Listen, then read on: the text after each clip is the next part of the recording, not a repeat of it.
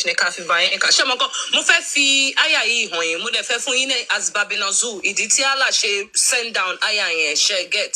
Because mo fẹ́ fi confirm pé lóòótọ́ ni Ànábì ní ẹrú tó ń bá sùn. Ó dẹ̀ confuse me because ó ní pé Allah fún ní ìyàwó mọ́kànlá àbí mẹ́tàlá àbí nǹkankan. So kí ló tún wá ń fi ẹrú because irú àwọn ẹrú yìí ó yẹ kẹ́ mọ̀ nípa ẹ̀. Mama Ibrahim, ta ló bí Ibrahim? Ṣé mọ̀ pé Maria the Copt ló bí Ibrahim? Ṣé get? So ẹja kọ́kọ́ kà délẹ̀ náà. So Alpha, mo máa ka aya ìfún yín ní ìsìn. Ó sọ pé, "O prophet, why do you prohibit yourself from what Allah has made lawful to you?" Well, Muhammadu, kí ló dé tó ṣe nǹkan tí Allah ó dá fún ẹ? Kí ló dé tó ṣe léèwọ̀? Seeking to please your wives. Tí òun fẹ́ máa tẹ̀wọ̀n ìyàwó rẹ lọ́rùn.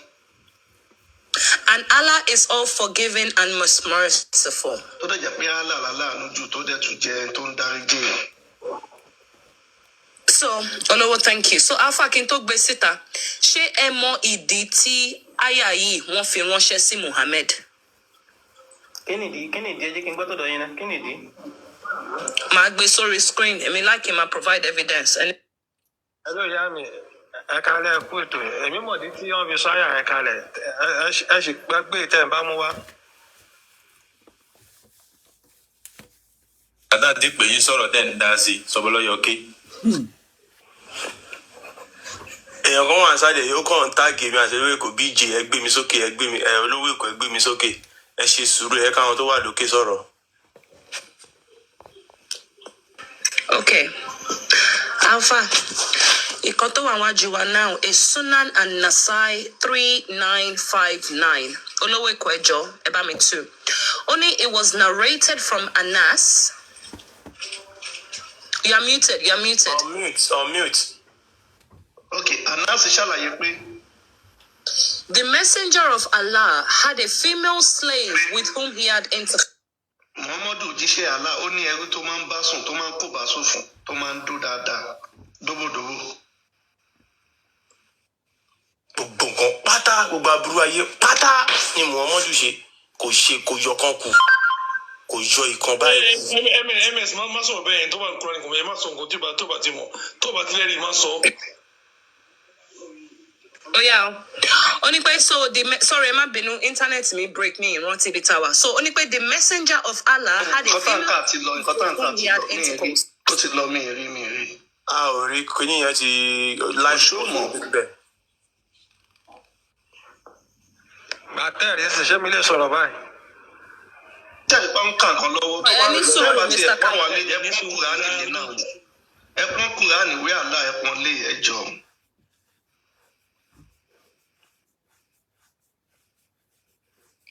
Ẹjọ́ yẹn bá power tap lọ ẹjọ́. Àtàlá àti Quran. Ṣé ti wà lórí screen ẹ̀sìn? Ó ti wà ń bẹ̀. Ó ti pọ́ọ̀sì o. Ṣé network ó ti wà ń bẹ̀ ó ti show? Yeah, it's fine.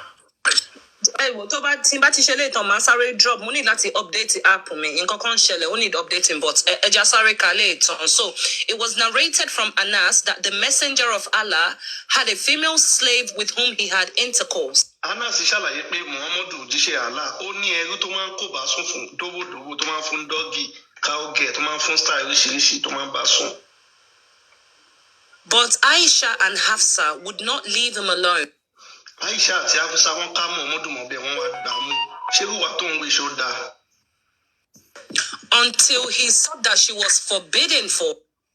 Ìgbà tó dá Muhammadu bí Muhammadu ṣe ń bẹ̀bẹ̀ nìyẹn kó dáríjì òun kó pa òun sílé kó má pa òun síta. Òun ti mọ̀ pé òun ti ṣe nǹkan yẹn wọ̀. Then Allah, the mighty and sublime, revealed, "O prophet, why do you forbid for yourself that which Allah has made allowed to you?" Until the end of the verse. Ṣé rí nǹkan tó bí Kùránì ta kà tán yẹn? Nígbà tí wọ́n ti ká Muhammadu kí ló tó wà bí ó wá wẹ̀gbẹ́ wọ̀tún ó wá ní Allah tó ti sọ àyà kalẹ̀ o pé ìwọ Muhammadu kí ló dé tó ṣe nǹkan tí Allah sọ pé ẹ̀tọ́ ni fún ẹ, kí ló dé tó ṣe léèwọ̀ títí tí àyà yẹn fi parí. So ẹ lè sọ̀rọ̀ ń sìn àfà.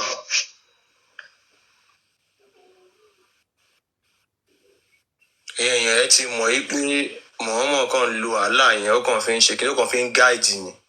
obìnrin ṣe ògbó wà bí tó àáfà ìtàn máìkì. Sọ̀rọ̀ bàbá. Mr. Bello ní sùúrù àfáà tó wà sálẹ̀ sọ̀rọ̀ lọ́wọ́ Mr. Bello. Hello. Àǹfà ṣẹ́rí pé mo ti prove ẹ̀ pé àwọn bíi lẹ́rú tó. Share the truth. Ẹ sọ̀rọ̀ Mo ní ṣẹ́rí pé mo ti gbé evidence mi sísàlẹ̀ so ẹ jẹ́ àgbọ̀n nǹkan tẹ́ fẹ́ sọ nípa ẹjọ́ sà because ìgbà tí mo kọ́kọ́ bí yẹn sọ pé no ànábì ò lẹ́rú tó ń bá sùn mo dẹ̀ ti prove yín wrong. Ṣé mọ̀ pé ìgbà tẹ́ ń sọ̀rọ̀ lọ mo listing dáadáa mo farabalẹ̀ tẹ́ fi sọ̀rọ̀ tán mi interrupt yín rárá. Ẹgbọ́n òsìkè náà wá ń gbọ́ yín don't worry mi máa fẹ́. Mo fẹ́ kẹ́yìn náà farabalẹ̀ kẹ́ gbọ́ mi kẹ́ mọ́ interrupt mi tí màá fi sọ ní mo fẹ́ sọ tán. Mo ti gbọ́ sàbọ̀ ẹ máa fún wa lẹ́rìí náà ṣe get bẹ́ẹ̀ mi náà ṣe fún yín lẹ́rìí so ẹ go. Sure. Gbàdúrà wọ́n kọjá ìprógrámù yìí. Ẹ tó sọ̀rọ̀ wọ́n bí yín léèrè pé ṣé ànábì ní ẹrú tó ń bá sùn lẹ́yìn àwọn ìyàwó rẹ̀ ẹ̀dẹ̀ ní rárá wọ́n dẹ̀ sọ fún yín pa wọn lẹ́rìí so náà nísìnyí wọ́n dẹ̀ ti ka ẹ̀rí fún yín tó yẹ kẹ́ sí ẹni sọ̀rọ̀ tó yẹ kẹ́ sí ní wípé tó yẹ kẹ́ kọ́kọ́ ká àbí kẹ́ wá nínú kẹ́ tó bẹ̀rẹ̀ ọ̀rọ̀ ni kẹ́ tó bẹ̀rẹ̀ ọ̀rọ̀ mò ń ṣàlàyé fún yín mo ṣàlàyé ọ̀rọ̀ fún yín kẹ́ tó bẹ̀rẹ̀ ni kẹ́ lè bá mọ nǹkan tí wọ́n sọ tó ti yé yín so náà nísìnyí má sì wá ṣàlàyé fún yín gẹ́gẹ́ bẹ́ẹ̀ ẹni tí ò mọ̀ ó yẹ kó gbà ní tó ti yé yín ó yẹ kó gbà àbí kó wá sọ kí ó kì í ọ̀dà mò ń padà bọ̀ o ẹ̀rí yẹn èmi náà wá fẹ́ lọ lẹ́rìí tèmi náà fẹ́ wá mú wa o so ìdí yẹn tó fi sọ fún yín pé kẹ́ tó sọ̀rọ̀ ẹ fún wa evidence so bó ṣe rí nìyẹn. Ẹ bá wọn sọ̀rọ̀ bí evidence náà ló fẹ́ mú jáde àfáà ẹ lè ṣí máìkì ń. Ẹ kálẹ̀ Msbaba.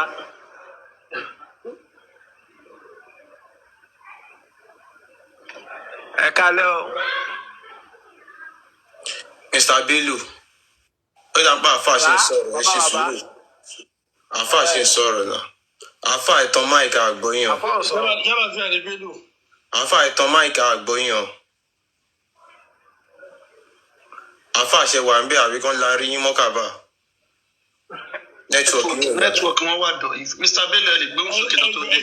Ẹ má yọ ẹjọ́ ẹ ní sùúrù ẹ má yọ. Mr. Bello ẹ lè gbóhùn sókè tó dé network wọn wà dọ̀ yìí. Network wọn wà dọ̀ yìí. Àkànbí ti wà sálẹ̀ o. Wàhálà ẹ ṣẹ mi o. Ẹjọ́ torí tọ́lọ́ tí màá ti sọ̀rọ̀ ẹjọ́ torí ọlọ́ ẹ má bú mi. Mo rò pé tí bàbá àbádẹ́ wà online lẹ́nu pé tó bá lè sọ̀rọ̀ báyìí tí bá rí pé jákò ń bẹ̀ báyìí ana fẹ́ lárí ẹ̀ mọ́lẹ̀ ènìyàn ẹjọ́ ok ní tẹ́mi fẹ́ sọ ní sọ́wádùú tààrí mi lẹ́ńkà Quran 66 bẹ̀rẹ̀ ohun tó ṣẹlẹ̀ tí mo mọ̀ ń pẹ̀tẹ́ báwọn ní tafsir Ibn Kathir ó jẹ́ ká mọ̀ ní pé àwọn méjì nínú ìyàwó ànábì wa Muhammad sallallahu alaihi wasallam Hafsa àti Aisha wọ́n jowú ni owó bá wọn wá lọ fi nǹkan sínú oúnjẹ fún ànábì wa Muhammad sallallahu alaihi wasallam ìyẹn wá bí ànábì inú lànábì fi kú ní ilé ká lọ sí mọ́ṣáláṣí lọ́lọ́fin wá sọ àyà rẹ̀ pé kí ló dé tó ń ṣe lẹ́tọ̀ọ́ fún tó ń wá ń ṣe ní àrámù fún ara rẹ̀ wípé kó má fi bínú títí wọ́n pe kíní ẹni mugafir nínú àwọn kan tí ànábì kì í jẹ ní lálá tó wá sọ fún ànábì bí wọ́n ṣe lẹ́tọ̀ọ́ oúnjẹ fún ànábì wa Muhammad sallallahu alaihi wasallam tẹ́ bá wọn tafsir Ibn Kathir ẹ bá ń bẹ̀ so ó jẹ́ ká mọ̀ bẹ́ẹ̀ ìbínú ni ó pé wá mi sọ pé látòkúrò jù náà fi búyù tì yín náà ó pé ó gbọ́dọ̀ má lé wọn jáde má bínú sí wọn má lé wọn jáde kù nínú ilé wọn ìyá Hafsa àti Aisha ni wọ́n dá àṣà yẹn so kọ́lọ́run ṣàforíjì fún wa ní tí mo mọ̀ níbi àárín yẹn kì í ṣe pé bóyá wọ́n gbé ẹrú sùn àbí wọ́n ṣe kinní kan kò sí ní tó jọ mọ́ bẹ́ẹ̀. so mi pe nǹkan tèmi ká kò right nìyẹn so ṣé Daif ni Sunan Nasai. ohun tẹ́ ẹ kà yẹn kò right ní isma. so Sunan Nasai Daif.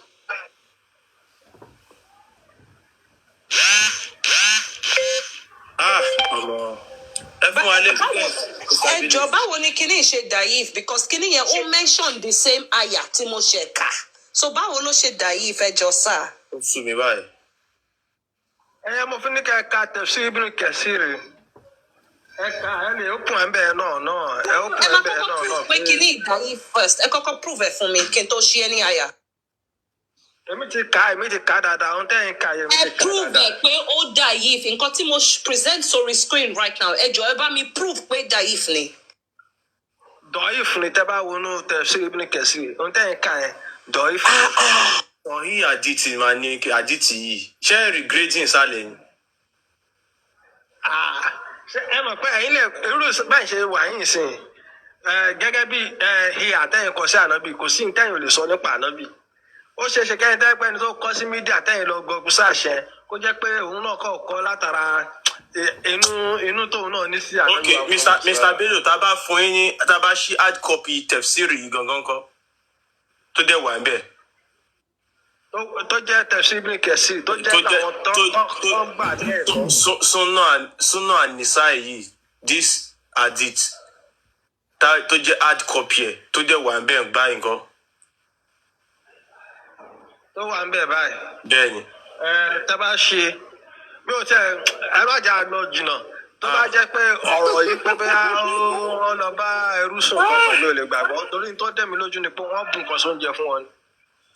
Wọ́n bù nǹkan sóúnjẹ. Àfà ẹ má bínú. So wọ́n bu nǹkan sóúnjẹ wọ́n bu nǹkan sóúnjẹ fún ànábì lálàbà sọ fún pé ẹ̀tọ́ ni fún ọyá lọ jẹ́ǹjẹ yẹn.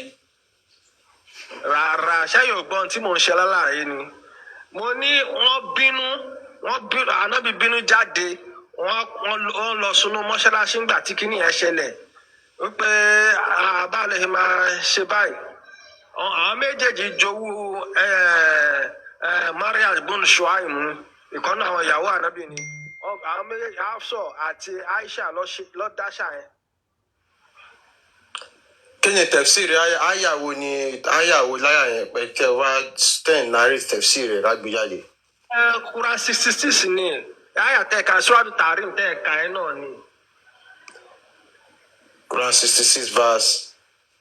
Wà láti wá yẹn ó ṣàlàyé títí di gírébì kan bí i 5, 6, 7 gan tó ṣàlàyé. Mr. Bello. Quran 65 náà ìdí ẹ̀ náà ni ìṣẹ̀lẹ̀ lọ́nà bí sọ fún àdóbi náà bẹ́ẹ̀. Sincerely at times mo máa ń wò pé kí ló dé tẹ̀yin pípò yìí kí ló dé tẹ láìkò kankan ju ìmọ́lẹ̀ lọ kí ló dé tẹ kàn fẹ́ràn kẹ́ ṣàkàn wánu ìgbèkùn tó yẹ bí wọ́n bá ṣe ń gbìyànjú láti ṣí ojú yín báyìí akíní yìí ò right. dáàdì wọn ló kọ àdìsí àti kùránì màmá tẹ́ẹ̀dẹ̀ ní gbà mi ò mọ reason tí kìíní yìí tó ẹ̀sìn burúkú lẹ́sìn yìí tó mú ọkàn yín le kókókókó báyìí tó yóò lè jẹ́ kí ẹ̀kan tí ẹ ro nǹkan míì.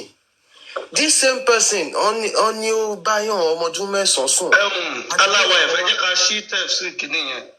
Pé tá a bá kà wọ́n tiẹ̀ tó kọ orúkọ ẹrú yẹn síbẹ̀ lọ Maria the Corpse ẹ jẹ́ ká kà. Ó sún mi Mother of báyìí. Ibrahim so àṣírí ti tú òun la fi sọ fún àwọn èèyàn pé ẹ lọ ra Kùránì ní Yorùbá ẹ rà dísì ní Yorùbá kò sí lọ́tọ́ fẹ́ pa fún yín mọ́ tẹ bá ti ra àwọn kinní ní Yorùbá ó máa yé yín bèbí ti ṣẹ́jú ẹ jẹ́ ká ka nǹkan tó ní ká lọ kà ó yá. Wọ́n dárúkọ obìnrin yẹn síbẹ̀ Maria the Corpse the mother of Ibrahim. Okay, Quran 66 verse 1 yeah. Verse 1 pẹ̀lú tẹ̀fsírì àbí.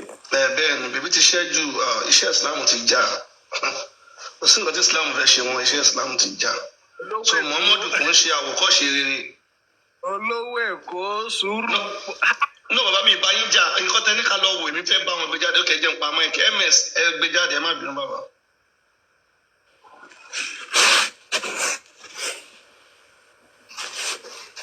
Má ṣe.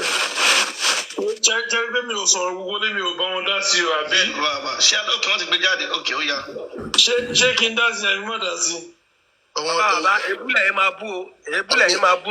It's okay, Mr. Bello ẹ̀yin yẹn máa gbọ́ kí n tún. Ọjọ́ ọ́fíìsì ẹ̀ ní ojú wọn kí n máa parọ́ mi ò mọ reason kẹ́kọ̀ọ́ tí ẹ̀sùn tó fáwọn èèyàn jẹ́ káwọn èèyàn free ẹ jẹ́ káwọn èèyàn kúrò nígbèkùn ẹ yẹ kó mọ̀ pé irọ́ ni kinní yìí. Náà ó ní Ibn Abbas mo fẹ́ kà. Ó yá bẹ̀rẹ̀. And from his narration on the authority of Ibn Abbas. Láti ní Ibn Abbas ló sọ̀rọ̀ yìí.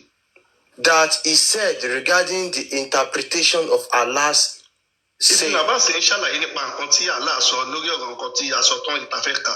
That Muhammad, why bannest thou that which Allah hath made lawful for thee? Allah sọ fún Muhammadu pé kí ló dé tó ṣe nǹkan ilé ìwọ̀, nǹkan tá Allah sọ fún ẹ pé ó dáa, kí ló dé tó ṣe ilé ìwọ̀. That is, wọ́n wá ṣàlàyé nǹkan yẹn, marry Maria the Copt. Ṣé ẹ gbọ́? Ẹrú yẹn nìyẹn, orúkọ ẹrú yẹn ló jẹ́ Maria the Copt. The mother of Ibrahim. Ìyá tó ìyàwó àmọ́ ẹni tí ẹrú tó bí Ibrahim mọ̀. That is because he had forbidden himself from marrying her. Torí pé ó ti ṣe léwọ̀ pé kò fẹ́. Seeking to please the wives. Ṣé gbọ́ bíbẹ̀ yẹn torí pé ó ṣe léwọ̀ fúnra rẹ̀ pé kò fẹ́ torí ó fẹ́ tẹ́ àwọn ìyàwó rẹ̀ lọ́rùn. So ms ẹ pa máìkì kò sí nǹkan tẹ́fẹ́. Because àwọn nǹkan wà á ní láti tún jàǹpátá. Mr. Bello, you just. Ẹ jẹ́ kó tún gba máìkì kó tún pa mí, ẹ pa mí. Ẹ gbọ́ Mr. Bello ẹ̀ tó máìkì ẹ̀ sọ̀rọ̀ báyìí. Ìjọba wúlé jẹ́ odò mufti wa àti ẹni tẹ́ sọ̀rọ̀ ìjọ. Wọ́n ṣe ilé ìwọ̀ fún bò, òkú ò ṣe wọ̀ fún ẹ tó lọ fẹ́nu sàárè yẹn ṣe wọ̀ àbí? Alààyè ilé ìwọ̀, òkú ò ṣe wọ̀, ẹ̀rù dáadáa o. Olowo-eko. À ń gbọ́ yín. Ó ti ń wù mí kí n pàdé yín láti jọ. Ẹ̀yẹ̀ bá ti ń pàdé lórí mídíà, à ń gbọ́ yín, ẹ sọ̀rọ̀. Àti kúrò lórí ìyẹn nípa pé ànábì fẹ́ ọmọ ọdún 9 ẹ̀. Ẹ má bínú tẹ́ tó lọ sórí ibòmíì Mr. Bello ẹ mọ̀ kọ́ tẹ́ máa ṣe ń sìn. Ẹ máa bẹ gbogbo ọmọ tó ń wà wíkọ́ jọ kẹ́ má bínú pé irọ́ lẹ pa o, àṣírí ti tú, kẹ́dẹ̀ bọ́ sórí ibòmíì ẹ̀ṣẹ̀ gbọ́. Olowo-eko. Mr. Bello tẹ́ tó tẹ̀síwájú ẹ bẹ gbogbo àwọn táwọn ẹ má bínú irọ́ lẹ pa o ká dẹ̀ tẹ̀síwájú ẹ mọ̀ pé nǹkan tẹ́ sọ ẹni ká lọ wò á dẹ̀ tún wò nǹkan tẹ́ sọ ò sí kò rí bẹ́ẹ̀ so ẹni kọ́ má bínú ká dẹ̀ tẹ̀síwájú ìlú ìtura tó fẹ́ sọ. Alájẹ́ ló kóòtù Ibn Nisa. Èmi wọ́n sọ pé kọ́ lọ ka tẹ̀sí Ibn Kẹ̀sí. Ẹni sùúrù nǹkan tẹ́ ní kàkà ti kà kan jáde ẹni kọ́ má bínú kẹ́dẹ̀ tẹ̀síwájú tí yín náà ni mò ń ṣe. Olowo-eko. No, èmi nìkan lẹ tẹ́ tó bá mi sọ̀rọ̀ ẹni kí wọ́n má bínú ká dẹ̀ tẹ̀síwájú ká bọ́ sí ṣápítà mi. Mi ò lè apologize lórí pé tẹ́ bá sọ pé mo parọ́. Ẹni mo bá parọ́ sí. Ó ṣe pé tá a bá sọ pé nǹkan tẹ́ ṣe tí gbogbo èèyàn rí but Mr. Bello. Ẹ̀yin ká yín sìn ìkọ́tọ́ dókítà tó kọ̀ọ̀kan síbẹ̀ ni. Ṣé bẹ́ẹ̀ ilẹ̀ ní ká lọ kà á? Hello. Àlàáfíà fún gbogbo yín o. Ẹni sùúrù náà ẹ jẹ́ ká yanjú ẹyọ kankan àwọn òun fẹ́ ká má yanjú ẹ. Mr. Bello ẹ sọ ń sìn pé ẹ tún gba ilé Olowo-eko mo wà pẹ̀lú yín o. Ẹ farabalẹ̀. No, ẹni sùúrù ọmọdé yìí lóhùn Mr. Bello ẹni rọ́ nìkan ta kà tán sí. Nǹkan tẹ́yìn gọ̀gùn sẹ́ èmi ká tẹ̀sí Ibn Kẹ̀sí èmi ká nǹkan èmi ò parọ́ fún yín. Ẹ ká àwọn méjì ló jẹ́ fún àná tẹfsiri la kà yí o tẹfsiri Quran la kà yí o. Nǹkan tó máa ṣẹlẹ̀ lé ok ẹ sọ mí tẹ́lẹ̀ fẹ́ ká sọ mo ti gbọ́ yín. Kílẹ̀ rí? Ẹlẹ́ tí wọ́n kémi àti yín pàdé láti jọ ìṣó ẹ sọ mí tẹ́fẹ́ sọ. Lórí tọ́pìkì pé ó fẹ́ Aisha ní ọmọ ọdún 9 ó bá sùn lọ́mọ ọdún 9 ẹ̀ èmi fẹ́ sọ pé ìyẹn náà irọ́ ni. Ok tó bá jẹ́ bẹ́ẹ̀ á jẹ́ ń gbé máìkì lẹ̀ Allah wife ẹ lè gba máìkì ẹ ṣe. Thing is, Olowo-eko, ó kàn máa fún wa ní hadith tá lè ti rí èjì Aisha ni. That's why. Tó bá lè fún wa ní hadith tá lè ti rí pé Aisha kò ń ṣe 6 lóòótọ́. So ẹ fún wa lẹ́rìí, Mr. Kamal.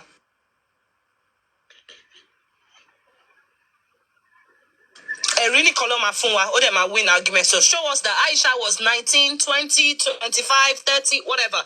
Ẹ fi hàn wá, ẹ fún wa ní hadith tá lè. Olowo-eko nǹkan tẹ̀mí mọ̀ tó dájú ni pé kí Olowo-eko lẹ́ ń bá sọ̀rọ̀ ẹ̀rí pọ́ ti pass mic sí mi, do you understand? Ẹ fún wa ní hadith tó fi hàn tó fi jẹ́ ká mọ age Aisha. Simple. èyí tẹ́mi fẹ́ ka Kùránì lèmi fẹ́ ka ó pé kí ọmọ tó lè sọ pé òun márì ó gbọ́dọ̀ jẹ́ ọmọ tó ní làákàyè tó ti pé tó dá nǹkan ní tó lè dá property hold and marriage is contract wípé ọmọ yìí o ọmọ yìí ti ní làákàyè ọmọ yìí o kò ń ṣe ọmọ kan tẹ́ pé àmọ́ òpin bí ó jẹ́ túfúlù mọ́ so Quran wá jẹ́ ká mọ̀ nínú Suratu Nisa àyà 6 bẹ̀ wọ́n pé kó tó lè fún ọmọ ní ogún kó tó lè nílà kó tó lè fún ọmọ ní ogún ó gbọ́dọ̀ jẹ́ ọmọ tó di tó márì tó dẹ̀ ti ní làákàyè tí làákàyè yẹn ti pé so definitely Ànábì ò lè bá Aisha sùn lọ́mọ táwọn ọmọ ọdún mẹ́sàn-án tó bá mọ̀ pé kò tí ì ní làákàyè. Mr. Bello. Ọbaṣọlá mo fẹ́ hand over sí ẹjọ́ ẹ bá mi díù pẹ̀lú wẹ̀rẹ̀. Ọbaṣọlá ẹ mọ̀ pé òtítọ́ lẹni yìí sọ wá fẹ́ sáré sọ̀rọ̀ lánàá. Mr. Bello báwo lẹ ṣe ń pass in school gan-an. Ẹ mọ̀ pé òtítọ́ ló sọ Ọbaṣọlá má máa ṣàbòsí ẹ̀sìn. Báwo lẹ ṣe ń pass in school. Má ṣàbòsí ẹ̀sìn. Ó mọ̀ wípé òtítọ́ ló sọ Ọbaṣọlá má ṣàbòsí ẹ̀sìn.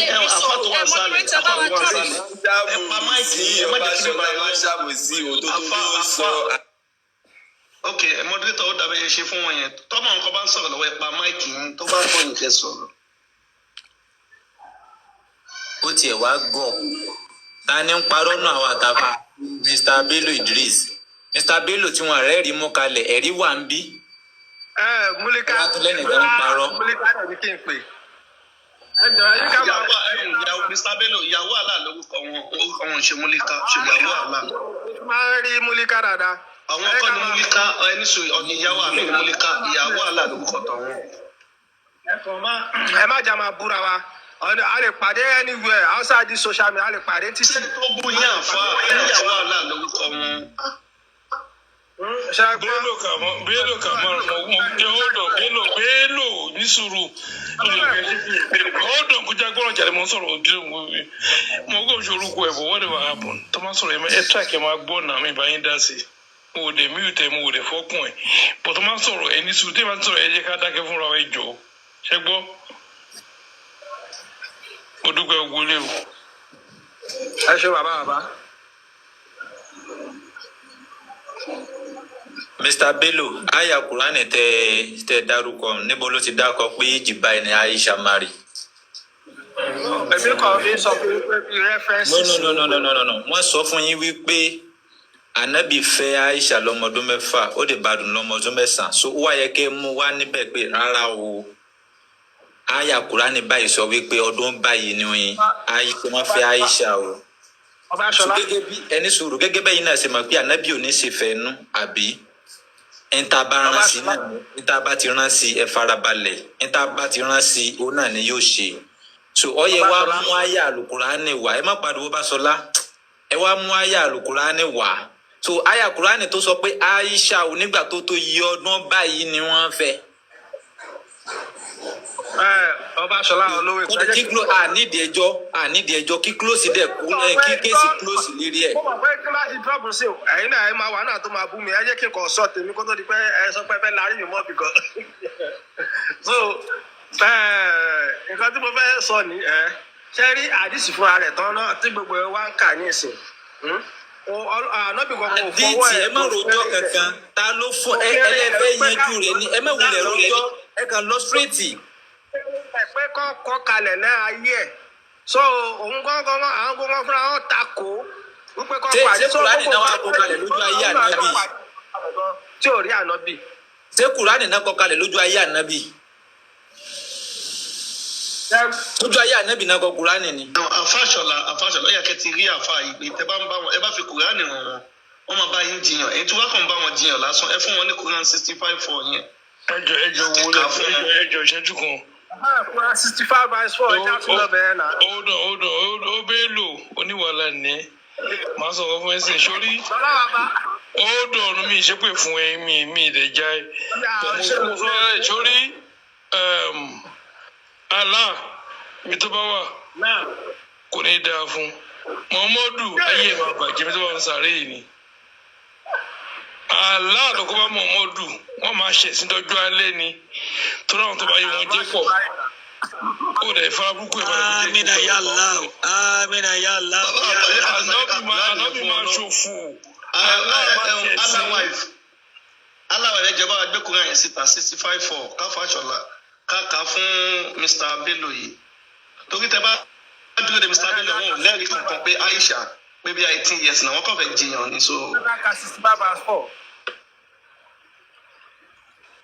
Ilé ìkókó ìṣẹ́lẹ̀ Bello tẹ wé okùn àdàbí irú lásán ni kò ní nǹkan tó fẹ́ sọ.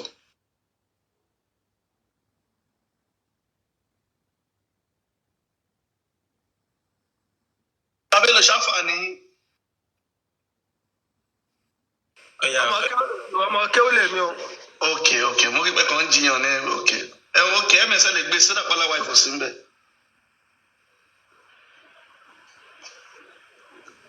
MS ó yẹ iṣẹ́ kó tóbi. ṣé kí ni ta fẹ́ káàbí? Quran 65 for 65 for okay. a lè gbé sí pẹ̀lú tẹ́ẹ̀sì kà fún wọn. Kí gbogbo ayé lè rí. So Mr. Bello ọmọ ọdún mélòó òbí Aisha lè wà? Tọ́ba dé èèyàn bàlágà káyà sọ pé bí age of 16, 17. So lẹ́gùn bí Muhammadu bá sùn bọ́ ẹ̀ wá níwèé kankan tó sọ. Wọ́n pé bàlágà tó Kùránì fi mo ilẹ̀ ti yẹn. gbọ́ ti yín ẹni sùn mo ti gbọ́. Ẹ̀ṣẹ̀ wá níwèé kan tó sọ pé 16 years ni Muhammadu tó súnmọ́ Aisha. Èmi ò rí ìwé kankan tó sọ gbà tó ti sọ pé bàlágà ẹ̀. Ó lọ ìlú ti dùn níbẹ̀. Ibo ló ti sọ pé Aisha bàlágà? Ṣé mo pé ìfi bèbí ṣeré ń gbà yẹn? Aisha náà ti bàlágà tá nàbì fi tọ̀tọ̀ rí ẹ̀. Pàtó ni tọ̀tọ̀ rí báyìí torí ọlọ́. Bí ẹja ka MS ó yá. ẹjọ kẹ tó kà ṣe ẹ bá sọ̀rọ̀ yìí wọn ṣe kó bá kò tí ì pẹ́ wẹrí ẹ sì lè sàn ẹ bá lè sọ. wèrè tútù ni. Bàbá. Ẹja ká fún gbogbo ẹni tẹ́ ń wọ ẹjọ́ lè bá wa power tap ẹjọ́. Ó yá ẹja ká lọ ó yá. This is Quran 65:4, so I fẹ́ ka tafsir rẹ̀. Yà fún ẹ̀jẹ̀ báwọn lọ́wọ́ fẹ́ ka Quran fúnra yín Quran 65:4. Ó ní as for such of your women as despair of menstruation. Fún àwọn obìnrin tí wọ́n ti kọjá àti ṣe nǹkan oṣù. Because of old age. Nítorí pé wọ́n ti dàgbà ọjọ́ orí wọn ti dàgbà gan. If ye doubt. Tí ẹ bá ṣe iyèméjì. About their waiting period. Àsìkò àti dúró fún wọn. Their period of waiting shall be 3 months. Àsìkò àti dúró fún wọn jẹ́ oṣù mẹ́ta. Upon which another man asks. Nígbà tí ọkùnrin mi tún béèrè. O messenger of Allah. Muhammadu òjíṣẹ́ Allah. What about the waiting period of those who do not have menstruation because they are too young? Ìgbà tí ọkùnrin kan béèrè lọ́wọ́ Muhammadu pé báwo ni àwọn tí wọ́n ti ṣe nǹkan oṣù rí torí pé ọjọ́ orí wọn kéré gan. Along with those who have it not because of young age. Ó tuntun sọ pé nítorí pé wọn ò tí ì ṣe nǹkan torí pé ọjọ́ orí wọn kéré gan. Their waiting period is 3 months. Wọ́n lásìkò àti dúró wọn jẹ́ oṣù mẹ́ta. So Mr. Bello kí lẹ tún fẹ́ sọ́nsìn? Gbogbo ẹ̀yin èèyàn tẹ́ ń gbọ́ wa kí Mr. Bello tó sọ̀rọ̀ gbogbo ẹ̀yin èèyàn tẹ́ ń gbọ́ wa mo rò pé ẹ̀yin náà ẹ̀ ń bá wa lọ ẹ̀dẹ̀ ń rí àwọn ẹ̀rí tá à ń mú wa ẹ̀dẹ̀ ń gbọ́ nǹkan tí Mr. Bello ń sọ torí bí wọ́n ṣe máa ń convince àwọn èèyàn ní pẹ̀lú ẹ̀sìn pẹ̀lú rọ́ wọ́n máa parọ́ fún wọn láti máa deceive wọn wípé báyìí ni nǹkan tó sọ ń bẹ̀ yẹn kọ́ nìyẹn ọ̀tọ̀ ni nǹkan tó mean ọ̀tọ̀ ni nǹkan tó mean nísìnyí báyìí Kùránì ń fọwọ́ sí pé a lè máa fẹ́ àwọn ọmọ kékeré ọmọ ọdún 4 ọmọ ọdún 5 ẹ lè máa bá wọn sùn. Mr. Bello ẹ lè gbóhùn sókè kẹ́ fún wa lẹ́rìí pé Aisha ti dàgbà. Hello. Hi, Mr. Bello.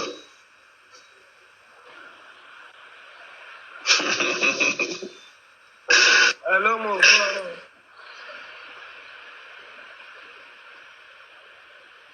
Ẹ ò pẹ́ bóyá ká pa ọ̀tá ká lè gbádùn ra nẹ́tíwọ̀kì ẹ̀ ń break. A ti dákẹ́ fún yín nẹ́tíwọ̀kì yín ò break. Tó bá break ó máa show signal bí. Nẹ́tíwọ̀kì yín wà òkè. Ok. Ohun tẹ́mi fẹ́ sọ kò ju wípé eléyìí wọ́n ń sọ wípé obìnrin tí ò ṣe nǹkan oṣù tí ó ti wá di pé wọ́n ṣe kí ni wọ́n fẹ́ kọ́ so náà ni pé kọ́ wò pé oṣù mẹ́ta ṣùgbọ́n èyí tó wọ́n ń béèrè pé tó wọ́n ń béèrè lọ́wọ́ ẹ̀ pé èyí tẹ́ pé ó ṣe yọ̀ǹgì kì í ṣe pé bóyá ó yọ̀ǹgì pọ́nmọ kékeré wọn sọ pé bóyá ó ti wà nílé ọkọ òun ni wọ́n ṣe lọ́n sọ. MS ẹ lè tún gbé lọ sàlẹ̀ èmi tún sọ pé too young mi kí lẹ̀ ń sọ wọ́n ní tọ́ bá ní too young kí lọ́mọdé kí ẹ̀ mo tún mọ too young wọ́n ní tí o ti ṣe nǹkan oṣù bí ọmọ ọdún 3 ọmọ ọdún 2 ọmọ ọdún 1 mà ló ń sọ. Kọ́ ọmọ ọdún 3 sí ọ̀rẹ́ mi. Tọ́ bá ní too young kí ni túmọ̀ too young kí ni túmọ̀ too young ẹ sì bí àkẹ́ṣàlàyé fún ẹjọ́. ọlọ́yìn wá ní 1 month old 6 years old àwa gbogbo àwọn aṣàfihàn òdù náà sí pé ṣé òdù túmọ̀ sí pé ó ti darúgbó ni.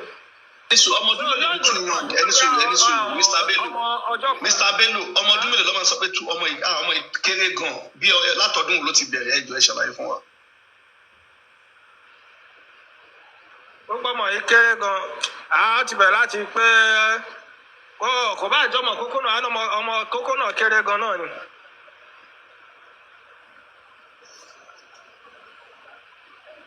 ẹjẹ bá lárí bàbá yẹn máa ń ká àbájáde àfáà tó ń pa ọ nílé. jọ̀ọ́ má jẹ́ fún lárí mi mọ́ ká àbá jọ̀ọ́ mo bẹ̀ ni o jọ̀ọ́ torí Ọlọ́run. ànábì ni kẹ́ máa pààrọ̀ kí ló dé wọn pààrọ̀ fún báyẹn kan ń gábà àwọn èèyàn látẹ̀kọ́ ní kí ló dé sí báyìí. ẹ ń parọ́ wàláì mo fi Muhammad tẹ́ ń sìn búra sí wàláì ẹ ń parọ́. Ànábì sọ pé máa ń kàlá máa láyà fún ìyàtọ̀ bá wà máa kí á domínà náà. ẹ jẹ́ bàbá yìí ọjọ́ ń lọ. ẹ jẹ́ bàbá yìí ọjọ́ ń lọ. wọ́n fẹ́ràn yìí lọ́wọ́ Mr. Bello. ẹ kálẹ́ o. ẹ lè gbóhùn sókè ẹ kálẹ́ ẹ ràn wọ́n lọ́wọ́. ètò kan mo kọ́kọ́ bá yín lórí ẹ̀ tẹ́ ń ṣe àmọ́ ìtẹ́tún yà sí iná ìyá ayẹ̀ náà ni. lórí pé ẹ ti ń fa ìpínlẹ̀ lórí Muhammad sallallahu alaihi wasallam ó fẹ́ Aisha at the age of 6 years ó dẹ̀ bá ní nǹkan jọ ṣe pọ̀ ní at the age of 9 years tọ́ ìyá ọ̀tọ̀ ni kò sí wọ́n bẹ́ẹ̀. wọ́n wá rí pé wọ́n á fi allegation kan Ànábì Muhammad ikú ṣe máa fẹ́ ọmọ ọdún mẹ́fà tó dẹ̀ bàbá lù pọ̀ ní ọmọ ọdún mẹ́sàn-án ó lè strange sí etí gbọ́yìn. àkọ́kọ́ náà there are something in life tó ṣe yí pé ó rí ẹ̀gán láti rí. wọ́n bẹ́ẹ̀ bí èyí náà mọ̀ lẹ́yìn Ànábì Muhammad tó fi Aisha at the age of 6 years tó dẹ̀ bá ní nǹkan jọṣepọ̀ ní at the age of 9 years tálẹ́ tún gbọ́ tó tún ṣe wẹ̀ lẹ́yìn Ànábì Muhammad kò sí. Mr. Ajibola ẹni sùúrù dẹ́ tó tẹ̀síwájú. ok ẹ sọ pé ó nídìí tí ànábì fi ṣe ni ẹ ṣàlàyé kó lè yé wa dáadáa àtàwọn àtàjọ yes ẹ mọ̀ pé ẹ̀yin náà dẹ̀ sọ pé wà máa yẹn tí kò ánìlà hawa in huwa illa wahyun yuha ó láwọn kankan tí wọ́n máa ń ṣe láyé ẹjọ́ yẹn tó ṣe yí pé tábà wo nísìnyí àṣemọ́ nílẹ̀ Yorùbá wa mí báyìí náà ó rí dẹ̀. ẹ má bínú lórí ètò yìí ẹ má bínú jẹ́ ká sọ fún yín níbí báyìí a máa ń sọ̀rọ̀ nípa Quran hadith Muhammadu Allah Saudi Arabia a sọ̀rọ̀ nípa Yorùbá so gbogbo ẹni example tó bá fẹ́ ṣe ẹ lọ lẹ̀ Saudi so tẹ bá ti ń sọ lọ ẹ ṣáà lọ lẹ̀ Saudi ẹ ṣe.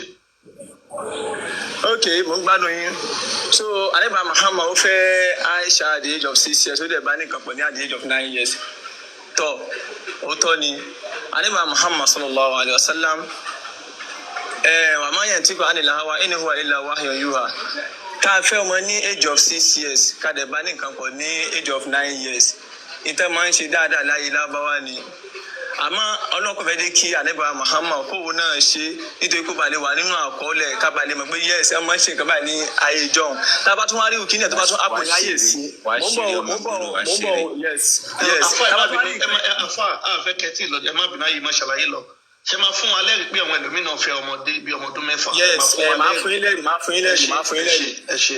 yes so tá a bá rí nǹkan yẹn ní tó bá tún ṣẹlẹ̀ ní àsìkò tá a tún wà ń bẹ̀ yìí ó rí ẹ̀ gan Ànábì Muhammad nìkan ló ṣe láti gbà yẹn Abubakar ò ṣe Umar ò ṣe àsìkò àwọn Muawi àwọn ṣe Abasi wọn ṣe tí tó fi wá kan àwọn Tatar àwọn Mamalik kò sẹ́ni tó ṣe táwọn pé kálọ́bí kéèyàn fẹ́ ọmọ ọdún mẹ́fà ó wá bá ní nǹkan dé pọ̀ wọ́n lọ ní àjọṣepọ̀ ní àdìgbò ẹ má ṣe wá sí ẹ ti ṣàlàyé ẹlẹ́lòmí ṣe ẹ fún wa lápẹ̀rẹ̀ ní sùúrù ẹ fún wa lápẹ̀rẹ̀ lòmí tó ṣe yẹn àfa ẹ jù. yes máa fún ẹ lápèjúwe. ibo ẹ jẹ́ bá gbé jáde ta lẹni náà tó ṣe sọ̀kalẹ̀ jáde. ẹ lọ sáàṣì Lina Medina the youngest mother in the world. yé wa náà ṣé náà àdìs àbí Quran ta lọ sáàṣì báwo. àdìs kọ ṣe ẹgbọ́n kọ́tà ń sọ bá ń sọ bí báyìí ṣe ẹgbọ́n kọ́tà sọ̀rọ̀ ìgbà tẹ wọlé. a ní kọ́tà ń sọ bí à ń sọ ẹ jẹ́ ká sọ fún yín again à ń sọ̀rọ̀ nípa Quran àdìs Muhammadu Allah so ẹ dẹ̀ ń sọ ọkọ mi nǹkan tí o bá ti ẹ má ní sùn ẹ má jáde nínú topic ó dàbí bá ṣe ń sọ̀rọ̀ sílẹ̀ wá ní kí ló wà ṣé mo jáde nísìnyí ẹ máa fọ ṣé mo jáde ní o jáde mo sọ fún gbé orí ẹ íńtánẹ́ẹ̀tì máa ń ṣe yẹn orí ẹ ẹni sùn máa pa máìkì fún yẹn ẹni sùn bá ṣe ń sọ̀rọ̀ sí ti wá sọ fún yín pé mo máa Haúsá kan tó ṣe ṣáwúsá yẹn àti Muhammadu ṣáwúsá yẹn sọ pé òjìṣẹ́ lòun ẹ gẹ́tì kan tá à ń sọ ta ló ṣe láyé Muhammadu sàábẹ̀ wo ló ṣe kò sí kí wàá ló mú Muhammadu ṣe so pé Muhammadu kan jẹ́ tó máa ń bọ́ ọmọdé sùn ẹni sùúrù Muhammadu tún wá tún gba ọkùnrin kan nímọ̀ràn ọkùnrin yẹn fẹ́ yàwó Muhammadu sọ pé ta ló fẹ́ ìyẹn ní àwọn fẹ́ bí àgbàlagbà ó ní kí ló dé tó fẹ́ àgbàlagbà kí ló dé tó ká jẹmíyàn kí ló dé tó fẹ́ kékeré tó máa bá ṣeré tó wà máa gbé mọ́ra tóun náà máa lọ́mọ ẹbí olóńgbò so òun là ń sọ fún yín pé tẹ bá lápẹẹrẹ tẹ bá ti ní á jẹ́ pé Muhammadu èèyàn tó à ń pè é ni so ẹ jẹ́ kí má ti pè jáde báyẹn fún un.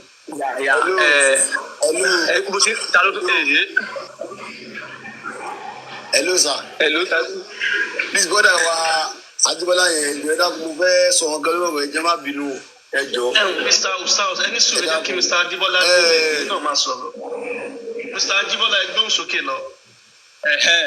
So mo sọ fún yín nísìnyí pé ìtàlẹ̀ màmá ṣe yẹn ó rí ẹ̀gbọ́n mọ́dẹ fẹ́ mú ẹ̀rí fún wa ẹni tó tún ṣe wú ẹ̀ sọ fún mi pé kí n má yà kó nu láì kó àyà ti ṣẹ́ni tẹ́ ń sọ ṣóòjì ṣẹlẹ̀ nìyẹn ṣẹ́ni yẹn ní aláàánú òun ṣẹ́ nǹkan tá à ń sọ fún yín pé òjíṣẹ́ wo ló tún ṣe ẹni sùn àkọ́kọ́ sàábẹ̀ wo ló ṣe àwọn wo ló ṣe nígbà ayé Ànábì tí Kùránì sọ àbá dì í. ok sàábẹ̀ tó bá ṣe òjíṣẹ́ lòun tí sàábẹ̀ bá ṣe òjíṣẹ́ lòun.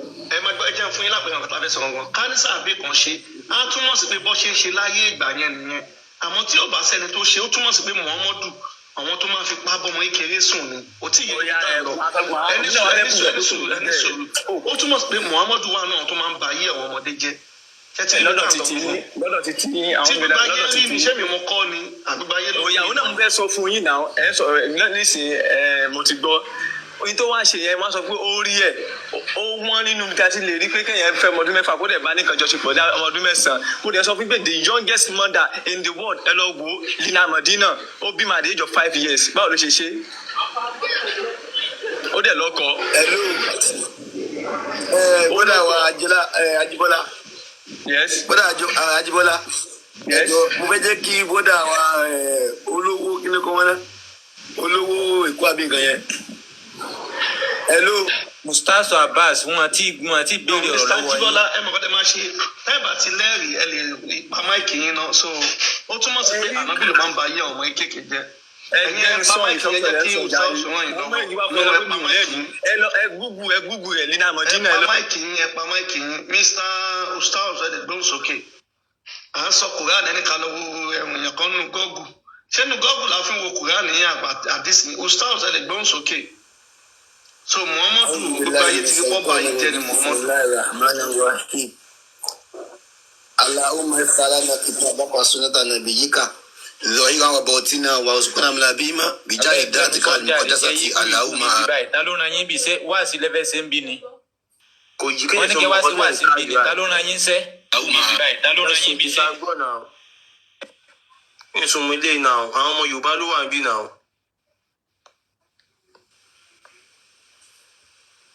àfa àdébà ti rẹ́jì rẹ̀ tán máìkì yín ogun nǹkan tẹ́ fẹ́ kà yẹn kọ́kọ́ kà ètò tó kẹ́tọ́ sí wa. ẹ tùrù òwòlé mo sọ̀rọ̀ ṣé mo ọkẹ ìṣá. ẹ jí kí wọ́n sọ nǹkan tí wọ́n fẹ́ sọ sí bẹ́ẹ̀ náà sọ tẹ̀yìn náà. àwọn oníkọ́ máa sọ̀rọ̀ èwo ní. sani ká máa sọ̀rọ̀ ní sáńtánù tá ń pẹnu tí yín sí nísìn. wọ́n á sì dìtà gbọ́ náà.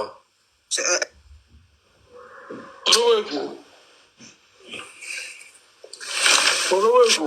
wọn àpẹẹrẹ bàbá àbá.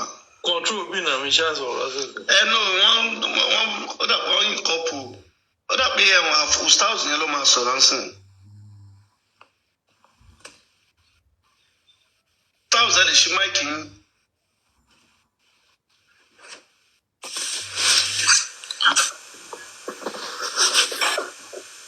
ẹ parẹ́ sà. ẹ káàbọ̀. Yes sir.